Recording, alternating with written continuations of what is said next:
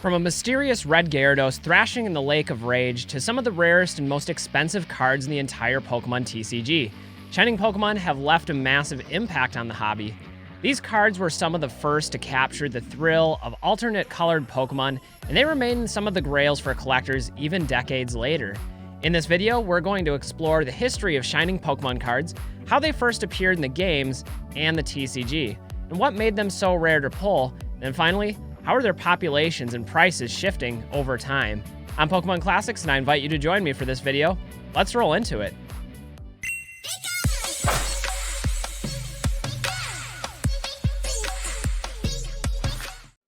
Let's start with the basics. What exactly are Shining Pokemon?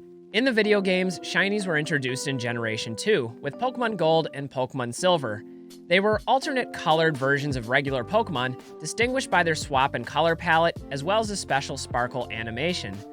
Back then, the odds of encountering one of these in the wild were incredibly low, at about 1 in 8,192 encounters, providing a unique chase for Pokemon enthusiasts. For most players out there, the first shiny they ever encountered was the red Gyarados at the Lake of Rage. That moment burned Shining Pokemon into the memory of an entire generation. Meanwhile, in the TCG, Wizards of the Coast introduced the very first Shining Pokemon cards in 2001's Neo Revelation set, with a Shining Magikarp and a Shining Gyarados, the first official secret rares since Dark Raichu in the Team Rocket set. These Shining cards were groundbreaking for several reasons. They showcased alternate colored Pokemon, matching with the video game aesthetic, but they also had more difficult pull rates and a special gameplay restriction. You couldn't have more than one Shining Pokemon in your deck, not that they were particularly playable anyway. In 2002, Neo Destiny expanded the concept with 8 more Shining cards, including fan favorites like Shining Charizard, Shining Mewtwo, and Shining Tyranitar.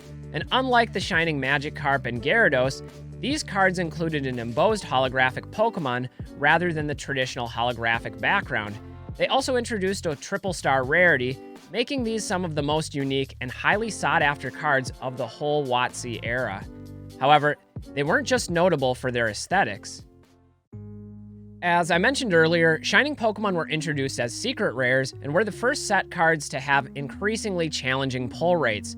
You see, back in the early days, the holographic cards were the chase cards, with pull rates of 1 holo in every 3 booster packs. However, the original Shining cards were much more difficult to pull. In Neo Revelation, the odds of pulling a Shining Magikarp or a Shining Gyarados were roughly 1 in every 18 packs, or about 2 Shining cards per booster box. Neo Destiny made them slightly more common at about 3 per box, or roughly 1 in every 12 packs. Now, I know that doesn't sound so bad, especially in comparison to the pull rates of modern chase cards of today, but this was unprecedented at the time, and during an era when WotC was significantly reducing print runs as the Pokemania of 1999 was quickly fading. And even today, these Neo boxes are extremely rare and can sell for well over $30,000 a piece.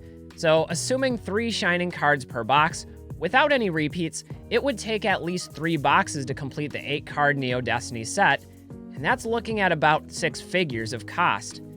These cards were also some of the very last English set cards to be printed in both unlimited and first edition stamped print runs, adding another layer of chase and collectability. To put it simply, Shining cards remain some of the hardest cards to find, and is one of the many reasons why they are so iconic today. But that's not all. After Neo Destiny, Wizards never printed another official Shining card, but the concept did re-emerge in slightly different forms throughout the TCG's history. In the mid-2000s, the EX era introduced Gold Star Pokemon, which were Shining colored cards with even lower pull rates at about 1 in every 2 boxes. In 2017, Shining Pokemon officially returned under Nintendo in Shining Legends, with 6 new Shining Pokemon including Genesect, Volcanion, Jirachi, Rayquaza, Arceus, and Mew, which I suspect is a nod to the original Shining Mew of 2001, which was never officially released in English. These cards were given similar pull rates to their Neo predecessors of about 1 in every 15 packs. Meanwhile, 3 other Shining Pokemon were also released as Sun and Moon promos, including Celebi, Ho-Oh, and Lugia, another clear nod to the Neo era and the Johto region. Finally, we can't forget the 2021 Celebrations reprint of Shining Magikarp, commemorating Pokemon's 25th anniversary. Now personally, I wish they would have gone with the Shining Gyarados, given its connection to the Game Boy games, and its objectively better artwork, but that's just my opinion. It's also worth noting that Pokemon has gone and taken this mechanic into slightly different directions in modern times, with hundreds of shiny Pokemon cards and even radiant variations of select Pokemon. I guess it would be fair to consider these cards Shining Pokemon as well. However, for simplicity's sake, we're going to stick to just those with Shining in their name as we look at their historical valuations. Alright guys, to wrap up this video, I wanted to share some of the historical valuations and population data for the Shining cards from the Neo eras, and we're going to start with Neo Revelations Shining Magikarp and Shining Gyarados. Now, as you can see, the 5-year turnover for these cards in both PSA 9 and PSA 10 has been pretty phenomenal. The Shining Gyarados recently sold for $18,000 in PSA 10, with the Magikarp at $7,800, so clearly the Gyarados is a highly loved, beautiful artwork. It's one of my favorite cards. Meanwhile, in PSA 9, the current prices for these cards are $1,600 and $3,044 respectively, and those have also seen significant growth from 2020. In terms of populations, both of these cards are very difficult to grade, with populations just over 100. The Magikarp is sitting at 126 in PSA 10, and the Gyarados slightly lower at 116. Now, interestingly, the unlimited counterparts haven't really seen sales of PSA 10 copies here in 2025. At least I couldn't find any, but you can still see the price growth going from 2020 to 2024. Meanwhile, the PSA 9 copies have also seen price growth, and again, the Gyarados is outpacing the Magikarp significantly. In fact, this card has almost increased 400% from where it was just 5 years ago. The other interesting thing here is how much lower the population report is for the Shining Magikarp in PSA 10, with only 65 copies compared to the Gyarados at 120 copies. Now, one of the interesting things you'll notice is for some of these cards, there's very little price growth going from 2020 to 2024. That's because the last few years there've been a bit of a downturn for the Pokemon market after that surge in 2020. However, here in 2025, it's a different story entirely, with many of these cards, really all of them, surging in price. It's probably most noticeable here on the Charizard in PSA 10, which recently sold for $19,492. That is significant growth. I also wanted to highlight the Mewtwo in PSA 10 that sold for $7,500, which is almost double where it was just 5 years ago. In the PSA 9s, one of the things I find interesting is how Kabutops and Celebi seem to be neck and neck with one another. That's interesting given the large disparity in their PSA 10 prices. Meanwhile, if we shift our attention over to the population reports, the Celebi has the lowest population in PSA 10 of these 4 cards, and as expected, the Charizard would have the highest population given how many more copies of the card had been graded because of its value. And for the unlimited counterparts, it's really the same story, with the Celebi and the Kabutops showing the least amount of growth. Meanwhile, fan favorites like Charizard and Mewtwo have seen the most significant growth. Now, one that I wanted to highlight in particular is the Mewtwo, which in PSA 10 has gone from $1,788 5 years ago up to $4,800 today. It's a pretty substantial growth. This actually is the only card in PSA 9 that is more than doubled, again, is the Mewtwo, going from $600 in 2020 up to $1,550 in 2025. And once more, we can see that the Celebi has the lowest population of the 4 at just 283 copies in PSA 10. Still, that is plenty of copies out there available for collectors that are actively pursuing this card. Now, as we return our attention back to the first edition counterparts, we have the other 4, Noctowl, Raichu, Steelix, and Tyranitar. And once more, we've seen many of these cards more than double. The Raichu in PSA 10 has gone from $2,400 up to $6,000, and my favorite of these 4 is the Tyranitar, and that one recently had a sale for $8,100, which is mind-blowing.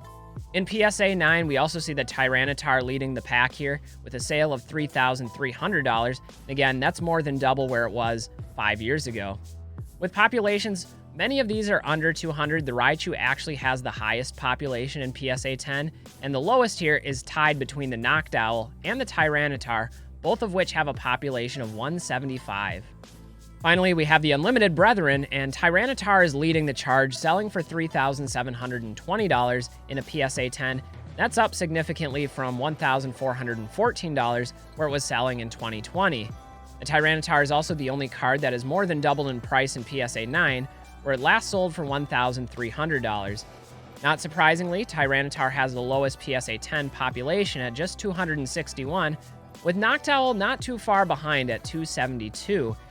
Given that fact, it's surprising to me that Noctowl doesn't receive more love than it's getting here in the Neo Destiny era.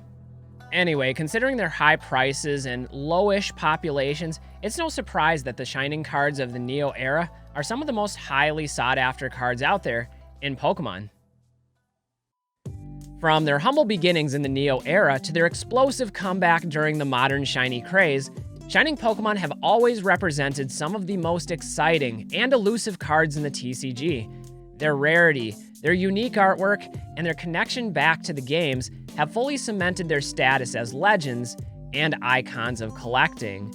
But anyway, you guys will have to let me know which Shining card artwork out there is your favorite, and if there was one Pokemon that currently doesn't exist in Shining form that you would like to see immortalized in this way, which would it be? For me personally, I'd have to go with Alakazam, but that's my favorite Pokemon. Anyway, guys, I thank you all for joining me for this video today, and if you want to learn more about Pokemon card history, I'll leave a link to my video about Gold Star Pokemon cards, which is pretty fascinating. But anyway, guys, always reminding you that the classics never go out of style, and don't forget to have fun while you're collecting. That's what this is all about. I'm Pokemon Classics, and we'll see y'all with the next video. Bye, everybody.